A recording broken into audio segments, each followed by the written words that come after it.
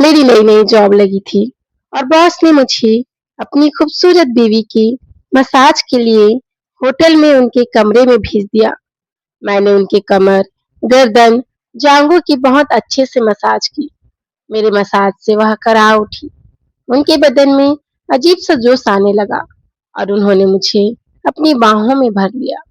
दोस्तों, मेरा नाम रवि है। मैं एक छोटी से शहर का रहने वाला हूँ।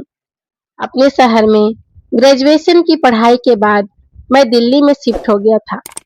दिल्ली में एक दो जरूरी कोर्स करने के बाद मेरी जॉब एक शानदार आईटी कंपनी में लग गई। यहीं से यह मसाज स्टोरी का शुरुआत हुआ।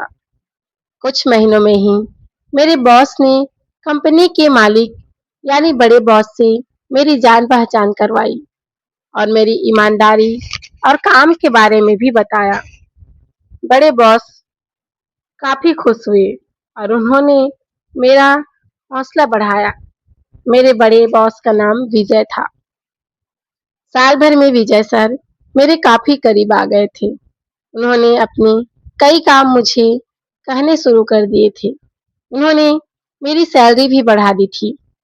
धीरे धीरे हम दोनों आपस में काफी नजदीक आ गए थे और उनके रसूख से मुझे कंपनी में काफी इज्जत मिलने लगी थी।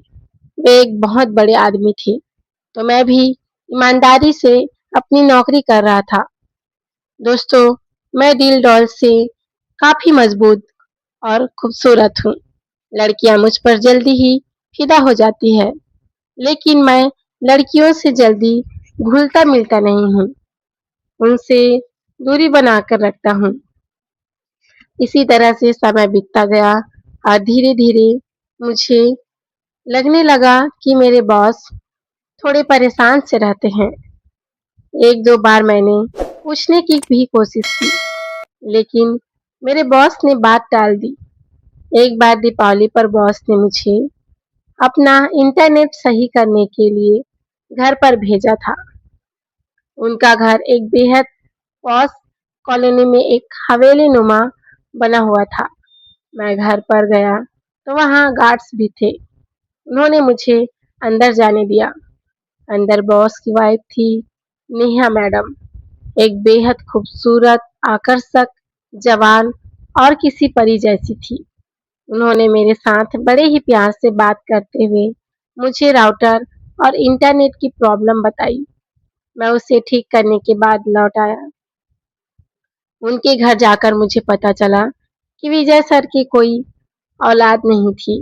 वे शायद इसीलिए वह थोड़े-थोड़े परेशान से रहते थे। समय बीतता गया, करीब 1 साल और बीत गया। इस दरमियान मैं कई बार बॉस के घर आता-जाता रहा। नेहा मैडम भी अब मुझे जानने लगी थी, लेकिन वे एक सहज और सीरियस किस्म की अच्छी लेडी थी। इतनी बड़ी हस्ती होने के कारण मुझे मैडम से हमेशा बड़ा डर लगता था। मैं उनसे बहुत अदब से पेश आता था।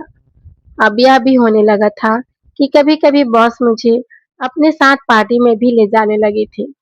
एक दिन पार्टी से आते वक्त मैंने हिम्मत करके पूछ ही लिया कि बॉस, क्या अभी आपने बच्चों की प्लानिंग नहीं की?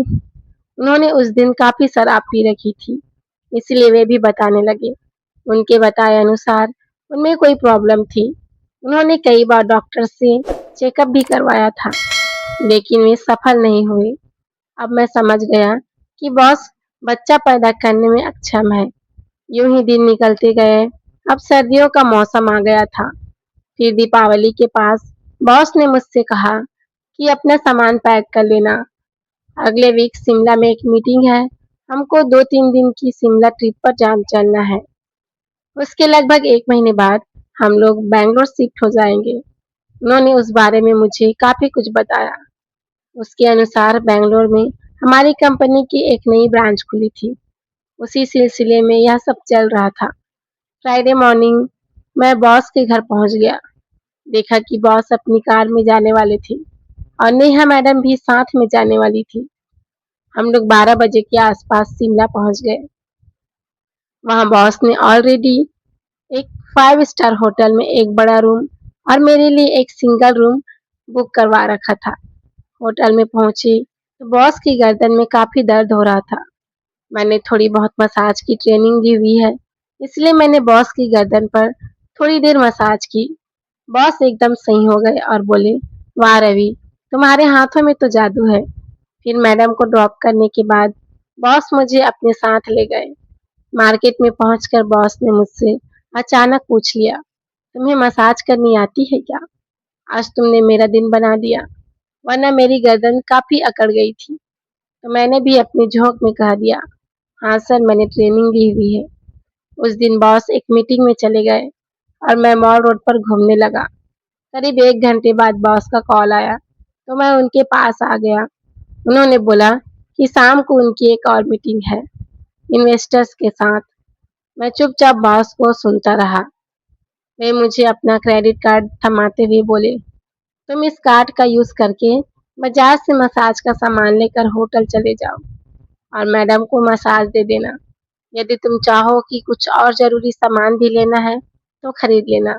मैं हैरान सा रह गया। वे बोले, रवि, हम लोग अगले महीने बैंगलोर शिफ्ट होने वाले हैं, इसलिए मैं चाहता हूँ कि तुम मेरी मदद करो। मैंने पूछा, हाँ सर, बताओ कि मैं क्या मदद कर सकता हूँ। बॉस ने कहा, यह सुनने में बड़ा अजीब लगेगा, लेकिन अगले 3 दिन तुम हमारे स्वीट में ही रुक जाओ और प्रेगनेंसी में नेहा की मदद करो। यह सुनकर मैं बहुत चक्का सा रह गया। बॉस एक तरह से यह कह रहे थे कि मैं नेहा मैडम को गर्भवती कर दूं। वह बोले, मैंने नेहा को तुम्हारे बारे में हल्का फुल्का बताया है और वैसे भी तुम इतने साल से विश्वसनीय और अच्छे इंसान हो। नेहा भी तुम पर भरोसा करती है। मैं उनकी बात सुनकर दंग रह गया था। फिर वे सिगरेट पीते हुए मुझसे थोड़ा मजाक करते हुए पूछने लगे, तुम्हारी कोई गर्लफ्रेंड है क्या?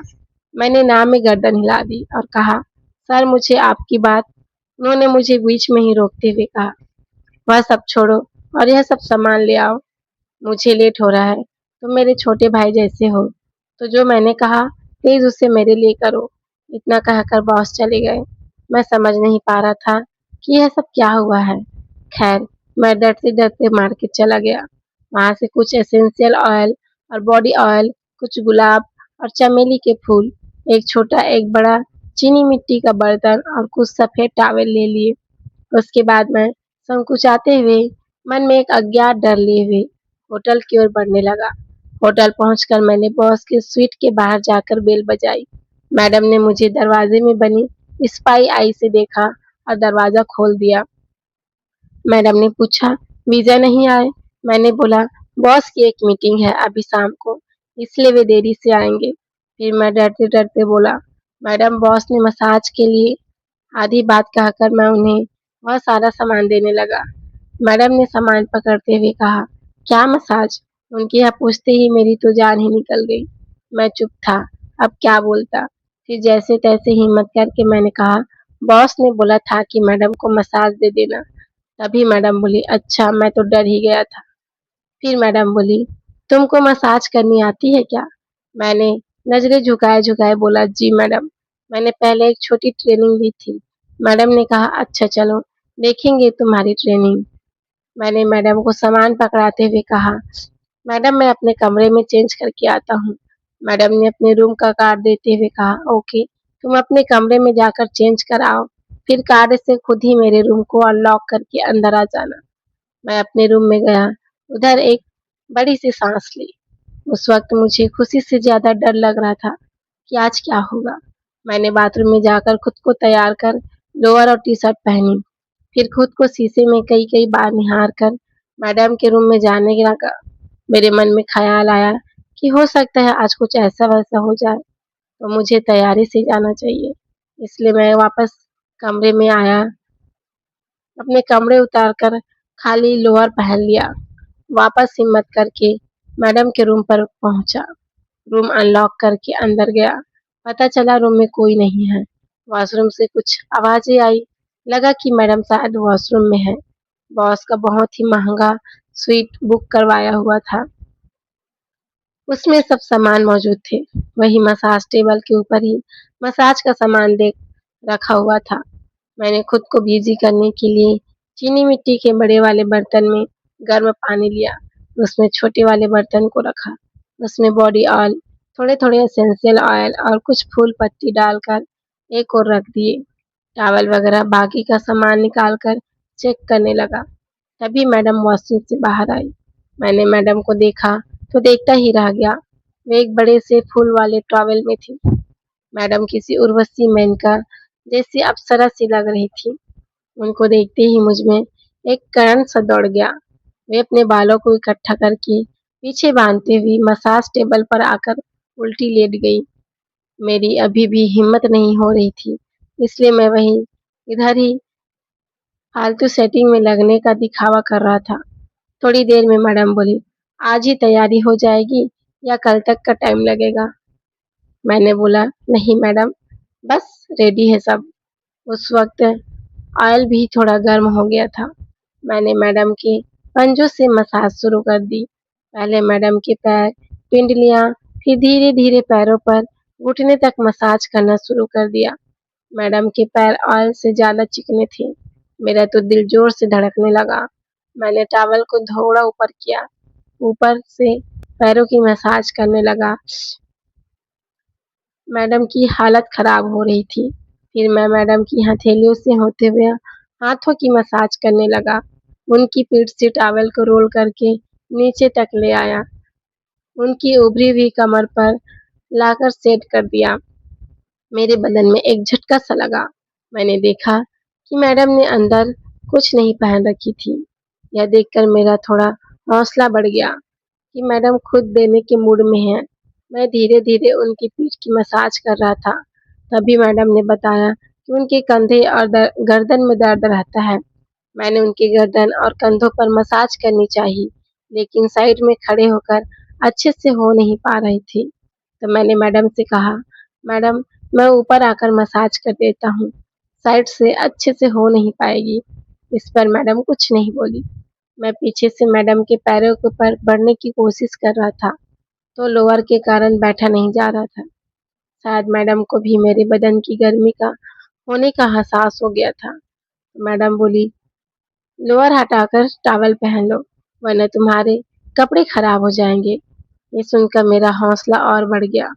मैं उनके पीछे खड़े होकर ही बिना लोअर उतारे, पर मैडम बैक में साइड में था तो उन्होंने नहीं देखा।